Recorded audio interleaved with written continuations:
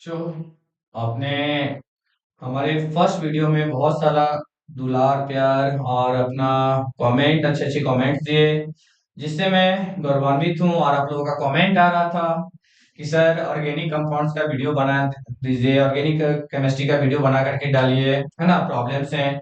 तो चलिए उसी कड़ी में आज हम लोग एक ऑर्गेनिक केमिस्ट्री के प्रोपोर्शन से organic conversion conversion of organic compounds का वीडियोस शूट कर रहे हैं, है ना, जो आपके लिए काफी हेल्पफुल होगा, है ना। तो बच्चों, कन्वर्जन ऑफ ऑर्गेनिक कंपाउंड्स, तो सबसे पहले हम लोग ऑर्गेनिक कंपाउंड्स के बारे में जानते हैं। ऑर्गेनिक कंपाउंड्स है क्या? ऑर्गेनिक कंपाउंड्स, है ना, ऑर्गेनिक ऑर्गेनिक कंपाउंड्स, कार्बनिक यौगिक, ऑर्गेनिक कंपाउंड्स इसको बोलते हैं कार्बनिक यौगिक। कार्बनिक यौगिक, तो कार्बनिक यौगिक होता क्या है? तो सिंपल, कार्बन से बने कंपाउंड्स जो होते हैं वो कार्बनिक यौगिक कहलाते हैं। लेकिन सिर्फ इतने कह देने से कि कार्बन से बने कंपाउंड्स ही और कार्बनिक यौगिक कहलाते हैं, काम नहीं चला, है ना। तो कार्बन से बने कंपाउंड्स तो कार्बनिक यौगिक होते हैं, लेकिन सभी ऐसे नहीं। जैसे देखिए, CO कार्बनिक कंपाउंड्स तो हैं, लेकिन CO2 कार्बनिक कंपाउंड्स नहीं है। ये ऑर्गेनिक कंपाउंड्स है और ये ऑर्गेनिक कंपाउंड्स नहीं है ना। तो इसलिए अब हम लोग इसे डिफाइन करेंगे, कार्बन और हाइड्रोजन से बने हाइड्रोकार्बन और उससे व्युत्पन्न यौगिकों को हाँ, क्या कहा जाता है? ऑर्गेनिक कंपाउंड्स कहा जाता है। तो ऑर्गेनिक कंपाउंड्स के लिए कम से कम एक कार्बन और एक हाइड्रोजन एटम्स का होना अनिवार्य है, कुछ कंपाउंड्स को छोड़कर। जैसे अभी आपने एक्सेप्शन देख लिया, है ना, CO carbon monoxide, CCl4 carbon tetrachloride. तो कुछ ऐसे कंपाउंड्स जिनको छोड़ करके बाद बाकी सभी कंपाउंड्स, ऑर्गेनिक कंपाउंड्स में कम से कम एक कार्बन और एक हाइड्रोजन का होना अनिवार्य है। तो ये ऑर्गेनिक कंपाउंड्स आपको समझ में आ गया होगा। जैसे देख लीजिए, CH4, CH, Cl3, methane, chloroform, CH3, OH, methanol, HCHO, formaldehyde जिसको मिथेनॉल भी कहते हैं, HCOOH, फॉर्मिक एसिड जिसे मिथेनोइक एसिड भी कहते हैं। तो ये सारे के सारे ऑर्गेनिक कंपाउंड्स। तो दुनिया में जितने सारे ऑर्गेनिक कंपाउंड्स हैं वो सिर्फ 7 एलिमेंट से मिलकर बने हैं। वो 7 एलिमेंट्स हैं: hydrogen, carbon, nitrogen, oxygen, phosphorus, sulphur और एक्स। फास्फोरस, सल्फर और एक्स। देखिए 7 एलिमेंट्स है, 1 2 3 4 5 6 एंड 7। तो यहाँ एक्स क्या है? तो एक्स है हेलोजन। एक्स को क्या पढ़ते हैं? हेलोजन, है ना। वर्ग 17 एलिमेंट्स होता है, जिसमें कौन कौन से हैं? फ्लोरीन, क्लोरीन, ब्रोमीन और आयोडीन। फ्लोरीन, क्लोरीन, ब्रोमीन और आयोडीन। तो याद रखना बच्चों, फ्लोरीन सबसे अधिक विद्युत ऋणात्मक तत्व है और ये हमेशा -1 ऑक्सीकरण अवस्था प्रदर्शित करता है। हमेशा क्या करता है? -1 ऑक्सीकरण अवस्था प्रदर्शित करता है। क्लोरीन और ब्रोमीन और आयोडीन ये सभी +-1, +-3, +-5 और +-7 ऑक्सीडेशन स्टेट को प्राप्त करते हैं, है ना। इसमें ब्रोमीन एकमात्र ऐसा अधातु है जो स्टैंडर्ड टेम्परेचर प्रेशर पर द्रव अवस्था में पाया जाता है। याद रखेंगे, एकमात्र ऐसा धातु ब्रोमीन है जो द्रव अवस्था में पाया जाता है, और एकमात्र ऐसा धातु है मर्क्यूरी जो द्रव अवस्था में पाया जाता है। ये धातु है और ये अधातु है ना। ये धातु है, ये धातु है और ये अधातु है, ठीक है। तो मात्र ब्रोमीन एक ऐसा अधातु है जो द्रव अवस्था में पाया जाता है, और ये मात्र ऐसा धातु है जो द्रव अवस्था में पाया जाता है, ठीक है। इसे ऑब्जेक्टिव टाइप क्वेश्चन मिलेंगे। आयोडीन जो होता है वो हाईली वोलेटाइल होता है, है ना, रूम टेम्परेचर पर ही ऊर्ध्वपातन की क्रिया करता है, डायरेक्ट ठोस से सॉलिड में परिवर्तित हो जाता है ना, सब्लिमेशन की क्रिया कर लेता है। तो चलिए, आज का टॉपिक जो है हमारे पास, तो ऑर्गेनिक कंपाउंड्स के बारे में समझ गए। ऑर्गेनिक कंपाउंड का फॉर्मेशन क्या होता है, इन्हीं 7 एलिमेंट्स से मिलकर होता है। तो आज हम लोगों को इन्हीं ऑर्गेनिक कंपाउंड्स का रूपांतरण सीखना है। तो ऑर्गेनिक कंपाउंड्स बच्चों दो प्रकार का होता है। कितने प्रकार का होता है, दो प्रकार का होता है। एक होता है चक्रीय यौगिक, एक होता है अचक्रीय यौगिक। तो अचक्रीय यौगिक को एलिफेटिक कंपाउंड्स कहते हैं, और चक्रीय यौगिक को एरोमेटिक कंपाउंड कहते हैं, है ना। एरोमेटिक मतलब जो एक पूर्ण चक्कर का निर्माण कर लेगा, एरोमेटिक कंपाउंड। बेंजीन रिंग वाला कंपाउंड जो होगा एरोमेटिक कंपाउंड होगा, और ओपन चेन कंपाउंड जो होगा वो क्या होगा, एलिफेटिक कंपाउंड होगा, है ना। तो कन्वर्जन ऑफ ऑर्गेनिक कंपाउंड्स आज का जो मेन पढ़ना है हम लोगों को, क्या पढ़ना है, conversion, conversion of organic, organic compounds, conversion of organic compounds, है ना। हिंदी में इसको क्या बोलेंगे, कार्बनिक यौगिकों का, यौगिकों का रूपांतरण, कार्बनिक यौगिकों का रूपांतरण। तो कार्बनिक यौगिकों का रूपांतरण कैसे करेंगे, है ना।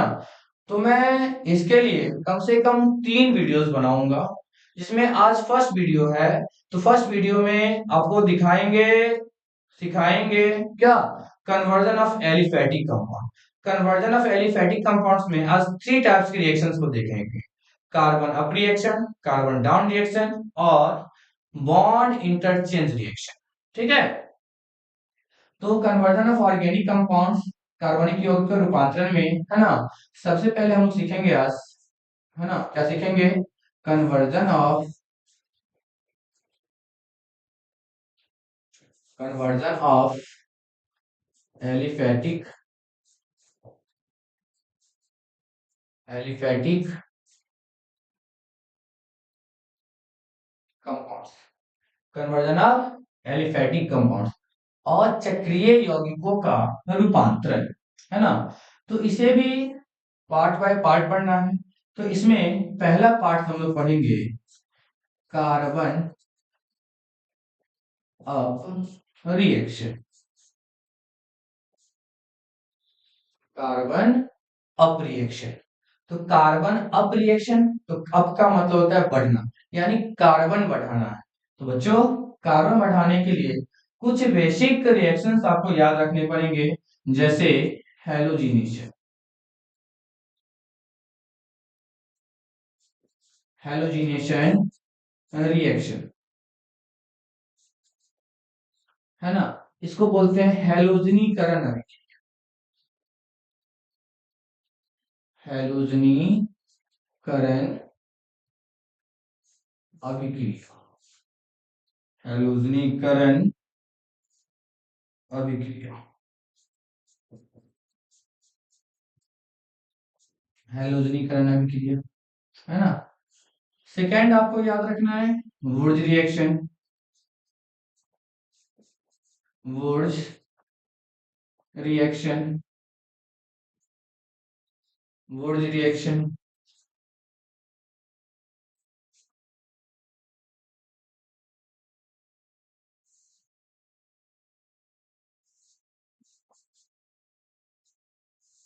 वुर्ज अभिक्रिया,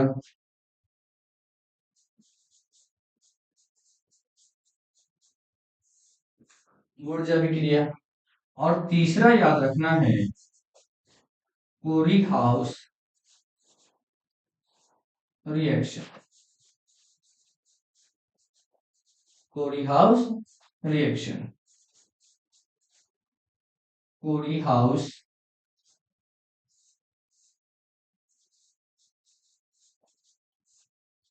अभिक्रिया, है ना। तो आवश्यकता पड़ने पर इन चीजों को हम लोग यूज करेंगे, जैसा देखेंगे हम लोग रिएक्शंस में। तो देखिए यहाँ पर आपके पास हेलोजनीकरण अभिक्रिया, तो जब किसी कंपाउंड्स को एल्केन से दूसरे कंपाउंड्स में बदलना हो तो एक बात याद रखना है, हम लोग किसी शुद्ध काम को करने के लिए जाते हैं, क्या करते हैं, पूजा पाठ करने के लिए जाते हैं। कोई पूजा करने से पहले कहते हैं गंगा स्नान करके आएंगे तो शुद्ध हो जाएंगे, तो पूजा करने में अच्छा रहेगा। उसी प्रकार से अगर एल्केन समूह से किसी भी कंपाउंड का फॉर्मेशन करना हो तो सबसे पहले हम लोग हैलोजनीकरण अभिक्रिया कराएंगे।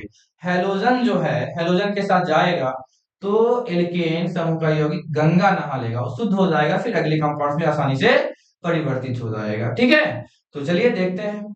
तो आपको हैलोजिनेशन रिएक्शन, हैलोजनीकरण अभिक्रिया को याद रखेंगे कि जब एल्केन समूह के यौगिक की अभिक्रिया सूर्य प्रकाश की उपस्थिति में हैलोजन अणु के साथ कराए जाते हैं तो हैलो एल्केन का निर्माण होता है। ठीक है, नेक्स्ट रिएक्शन है आपके पास वुर्ज अभिक्रिया, मैंने बताया। वुर्ज अभिक्रिया, जब हैलो एल्केन की अभिक्रिया सोडियम धातु के साथ ड्राई ईथर की उपस्थिति में कराए जाते हैं तो दोहरे अल्काइल समूह से एल्केन का निर्माण होता है, इसे क्या कहते हैं, वुर्ज अभिक्रिया कहते हैं। और कोरी हाउस रिएक्शन, तो कोरी हाउस रिएक्शन कहता है कि जब हैलो एल्केन की अभिक्रिया संगत दूसरे कम कार्बन वाले हैलो एल्केन के साथ कराए जाते हैं तो एल्केन समूह के यौगिक का निर्माण होता है और इस अभिक्रिया को कोरी हाउस अभिक्रिया कहा जाता है। तो इन्हीं अभिक्रिया का एप्लीकेशन देखना है, इसमें कार्बन अप रिएक्शन, है ना। तो देखिए carbon up reaction, carbon up reaction, carbon up reaction यानी कार्बन बढ़ाना है। सपोज कर लीजिए हमारे पास एग्जांपल्स के लिए एक कंपाउंड है, दे दिया आपको बनाने के लिए इथेन, क्या दे दिया, इथेन। इथेन टू बनाना है हमको, क्या, इथेन टू बनाना है हम लोगों को, मान लीजिए पेंटीन। एकदम सिंपल सा रिएक्शन देखते हैं, इथेन टू पेंटीन। अब देखिए सबसे पहला काम आपको करना है कि दोनों ही कंपाउंड्स का मॉलिक्यूलर फॉर्मूला लिखें। तो इथेन का सूत्र होता है C2H6 और पेंटेन का सूत्र होता है C5H12, है ना। इसे ये बनाना है, से बनाना है, तो यानी इथेन से C2H6 से बनाना है C5H12, है ना।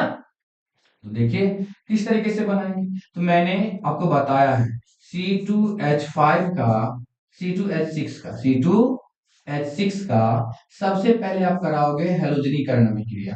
तो हैलोजन की जगह हम ले लिए Cl2, तो अभिक्रिया करके क्या बना देगा, बोलिए। तो यहाँ बनाएगा C2H5Cl और यहाँ से एक Cl इसके एक H के साथ HCl बन करके बाहर निकल जाएगा।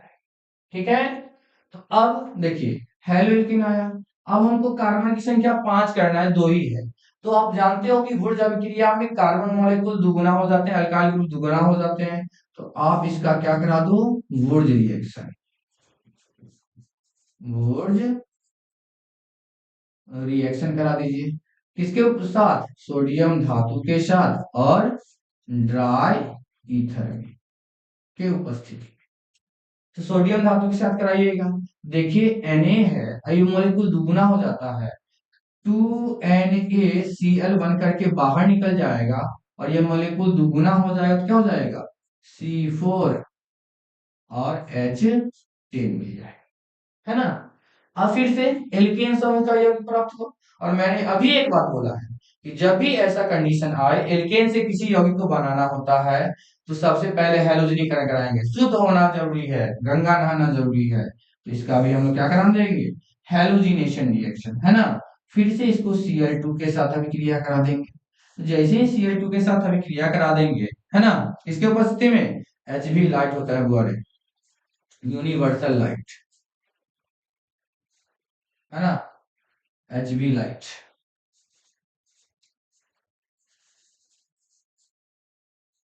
ठीक है, तो अब देखिए कराएंगे तो क्या होगा, C4H9Cl प्राप्त होगा और ये भी एक HCl बना करके बाहर निकल। अब देखिए एक ही कार्बन ऐड करना है ना, तो मैंने आपको सिखाया है कोरी हाउस रिएक्शन। तो इसका हम लोग करा देंगे क्या, कोरी हाउस रिएक्शन, सी कोरी हाउस रिएक्शन, है ना। किसके साथ में, तो CH3Cl संगत हैलो लेकिन होगा, लेकिन इससे कम कार्बन, तो ये क्लोरीन के साथ Cl2 बन करके बाहर निकल जाएगा, बाद बाकी क्या हो जाएगा, ऐड हो जाएगा। तो क्या मिल जाएगा यहाँ पे, 3 और 1 4, 4 और 1 5, तो C5 और H कितना, 9 और 3 12। देखिए आपको क्या हो गया, कार्बन अप हो गया। 2 कार्बन वाले कंपाउंड से 5 कार्बन वाले कंपाउंड्स का निर्माण आसानी से हो गया, है ना। तो बच्चों रिवीजन कर लीजिए, आपको कार्बन अप रिएक्शंस में क्या सब करने होंगे। सबसे पहले हेलो किसका, एल्केन समूह का हैलोजनीकरण कराएंगे, आवश्यकता पड़ने पर वुर्ज अभिक्रिया कराएंगे, और आवश्यकता पड़ने पर पूरी हाउस अभिक्रिया कराएंगे। सिर्फ ये 3 स्टेप को करेंगे और हमारा क्या हो जाएगा, कार्बन अप रिएक्शंस कंप्लीट हो जाएंगे, राइट। तो चलिए अब हम लोग देखते हैं कार्बन डाउन रिएक्शन। क्या देखते हैं, कार्बन डाउन रिएक्शन, ठीक है। Carbon down reaction, carbon down reaction, ठीक है। रिएक्शन को शॉर्ट फॉर्म में लिखे, ऐसा मत समझ लीजिए कि रिएक्शन का स्पेलिंग गलत लिखा हुआ है, सर को स्पेलिंग लिखने नहीं आता। मैंने पीछे कई बार कई जगह पे रिएक्शन का स्पेलिंग लिखा है, यहाँ पे मैंने शॉर्ट फॉर्म रिएक्शन का यूज किया है। ऐसा नहीं कि सर को रिएक्शन लिखने ही नहीं आता है। देख पा रहे हैं कि बहुत सारे लोग कमेंट पास कर रहे हैं, है ना। छोटी सी अगर कहीं पे छोटी सी मिस्टेक हो गई लिखने में, है ना, तो भी कमेंट पास करते हैं। ऐसे तो मिस्टेक हुई नहीं है और होती भी नहीं है, कोशिश रहती है कि मिस्टेक ना हो, लेकिन अगर किन्हीं वजह से कहीं पे मिस्टेक होती है तो लोग कमेंट पास करते हैं कि सर को लिखने ही नहीं आता है, पढ़ाएंगे क्या, है ना। बच्चों एक बार पढ़ के तो देखिए कितना मजा आता है। चलिए देखिए यहाँ पे, तो कार्बन डाउन रिएक्शन, कार्बन को डाउन का मतलब होता है कम करना। तो कम कार्बन को कम करने के लिए आपको क्या करना पड़ेगा, सबसे पहले वही का हेलोजिनेशन, हेलोजनीकरण अभिक्रिया करेंगे। क्या करेंगे, halogenation, halogenation reaction. Second term में आपको करना है reaction, reaction with aqueous KOH, है ना। फिर आपको थर्ड टर्म में करना है रिएक्शन, थर्ड टर्म में आपको करना है ऑक्सीडेशन। थर्ड टर्म में क्या करना है, oxidation,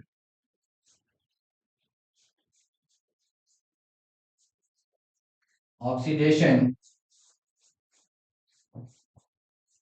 presence of PCC। PCC क्या होता है, तो PCC एक हार्ड कैटेलिस्ट होता है, जिसमें जिसके अंदर कौन कौन, K2Cr2O7, KMnO4, Cr2O7 माइनस, है ना। ये सारे मॉलिक्यूल्स जो हैं, जो कोऑर्डिनेट कंपाउंड्स के हैं, सब के सब क्या है, हार्ड कैटेलिस्ट है। फोर्थ टर्म में फिर से ऑक्सीडेशन कराना है, oxidation presence of oxidising agent, presence of oxidising agent, है ना। और देन फिफ्थ टर्म में करना है क्या, heat presence of soda lime, heat presence of soda lime. प्यारे बच्चों, सोडा लाइम जो होता है, यह होता है मिक्सचर ऑफ NaOH और CaO, कैल्शियम ऑक्साइड और सोडियम हाइड्रोक्साइड का जो मिश्रण होता है, उसी को हम लोग सोडा लाइम कहते हैं। याद नहीं रहेगा तो आप लिख लीजिएगा, है ना, कि सोडा लाइम क्या होता है ना। तो चलिए देखिए अब एक एक करके, क्या आपके पास हेलोजिनेशन रिएक्शन, हेलोजनीकरण अभिक्रिया, reaction with aqueous KOH, oxidation presence of PCC, oxidation presence of oxidising agent, और हीट प्रेजेंस ऑफ सोडा। तो देखिए करेंगे और हमारे पास क्या हो जाएगा, कार्बन डाउन। सपोज कर लीजिए कि हम मुझे बनाना है इथेन, इसमें कई सारे रिएक्शंस हैं, उसको ध्यान से रखिएगा, कभी कभी बीच के स्टेप से भी क्वेश्चंस आ जाता है। इथेन टू मीथेन बनाना है, इथेन टू मीथेन बनाना है। ठीक है, तो इथेन का सूत्र क्या होता है? C2H6। और मीथेन का सूत्र क्या होता है? CH4, है ना। अब देखिए, हम लोग छोटा सा काम करेंगे और बन के तैयार हो जाएगा, देखिएगा इस तरीके से होता है। तो CH3CH3, इसको हम लोग इथेन को इस तरीके से लिख लिए, है ना। क्या करता है रिएक्शन कराने के लिए? हैलोजिनीकरण, Cl2Hb लाइट। ठीक है, तो अब आपके पास क्या बन जाएगा? देखिए यहां से तो मालूम होगा आपको, CH3CH2Cl बनेगा, है ना। और फिर इसका कराने के लिए क्या करता है आपके पास? KOH के साथ अभिक्रिया, लेकिन कैसा? एक्वस। जैसे एक्वस के साथ अभिक्रिया कराइएगा, क्या बना लेगा? ये अल्कोहल बना लेगा, CH3CH2, है ना। और ये K प्लस OH माइनस में कन्वर्ट होगा, तो KCl के साथ क्या हो जाएगा? KCl बना करके बाहर निकल जाएगा, तो बचा OH, तो OH यहाँ आके जुड़ जाएगा, तो क्या बना लिया? अल्कोहल, है ना। अब ये अल्कोहल का ऑक्सीडेशन करा देंगे, क्या करा देंगे?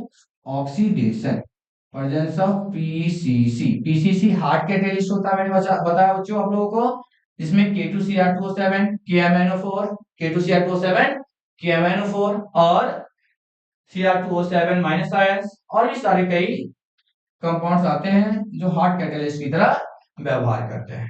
ठीक है, तो बच्चों यहाँ पर देखिए ऑक्सीडेशन करा रहे हैं, जैसे ही ऑक्सीडेशन कराएंगे तो H2O मॉलिक्यूल बनकर के बाहर हो जाएगा और ये बना लेगा अल्डिहाइड। क्या बना लेगा? अल्डिहाइड।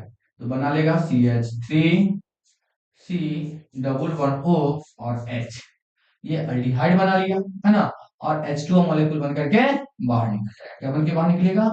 H2O बनकर के बाहर। फिर बच्चे हम लोग क्या करेंगे? इसे फिर से ऑक्सीडेशन ही कराते हैं, ऑक्सीडेशन। ऑक्सीडेशन कराएंगे किसके उपस्थिति में? ऑक्सीडाइजिंग एजेंट की उपस्थिति में। जैसे ही ऑक्सीडेशन ऑक्सीडेशन कराएंगे, ये ऑक्सीजन एटम जुड़ जाएगा और बना देगा क्या? CH3COOH। ठीक है, और फिर हम लोग क्या कर देंगे? इसको सोडा लाइम के साथ गर्म कर देंगे। सोडा लाइम क्या होता है? सोडा लाइम, सोडा लाइम के साथ गर्म कर देंगे। जैसे ही सोडा लाइम के साथ गर्म करेंगे, ये CO2 बन करके बाहर निकल जाएगा, ये H इसके साथ जुड़ जाएगा, तो क्या बना लेगा? CH। अब देख पा रहे हो किस तरीके से कार्बन अप हुआ और कार्बन डाउन भी हो गए, है ना।